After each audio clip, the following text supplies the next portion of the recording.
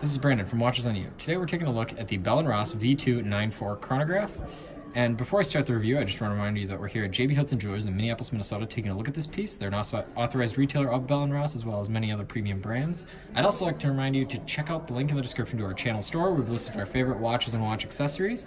The channel does earn a small commission for that, from that store, so anything purchased on there does help us.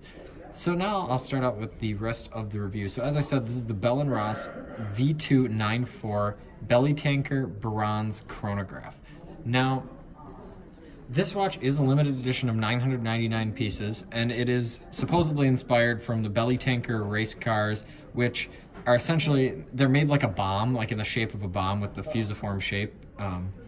And they're just vintage race cars, and you can see there's a lot of vintage kind of racing elements to this watch.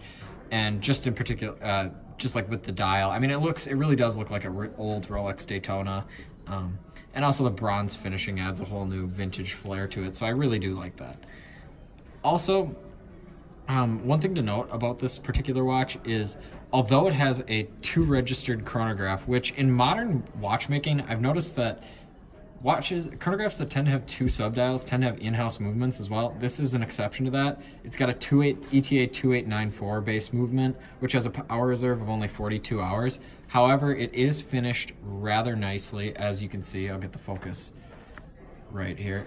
As you can see, there's some Côte de Genève as well as perlage on the movement. So it is a upgraded ETA base movement. So that's something to keep in mind. Also, I will demonstrate the chronograph function right now. So it does have screw-down pushers, and that's likely to facilitate the 100-meter water resistance, which is quite good for a chronograph and quite impressive. So to actuate the chronograph, again, I unscrewed both the reset and the start-stop button. But to actuate it, I will press the start-stop button, and there we go. It does feel quite a bit differently from a Valjoux 7750 movement. It's a little bit lighter in its touch, but so that's something to note. And there's not as much of a click. So now I'll stop the chronograph again with the top pusher and reset using the bottom pusher. So the chronograph feels very nice. It's very easy to use. Again, I love the dial setup on this piece. I love 2-register chronographs. I think they're fantastic.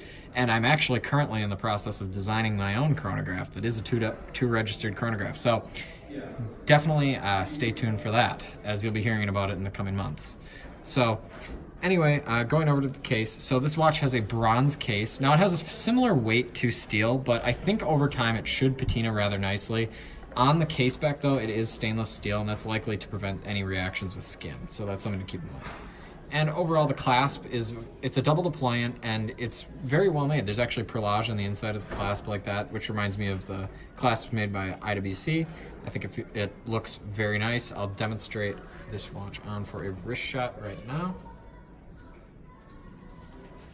So this watch is very comfortable on the wrist. I think that in terms of size, it would look good on most people's wrists. I have about a 6.5-inch wrist in circumference, so just for reference, I think it really is a stunning piece, especially with the little red accent of the 100-meter water resistance. I just love that. I think that possibly this watch could look even cooler if the chronograph seconds hand were red, but we'd have to wait for another limited edition to find that out. But anyways, I think this is a very, very nice looking watch on the wrist, and it's very easy to use. It's fairly rugged, with the exception of obviously the leather band, which is very comfortable, by the way. So if you like this video, please remember to subscribe and share. Thank you.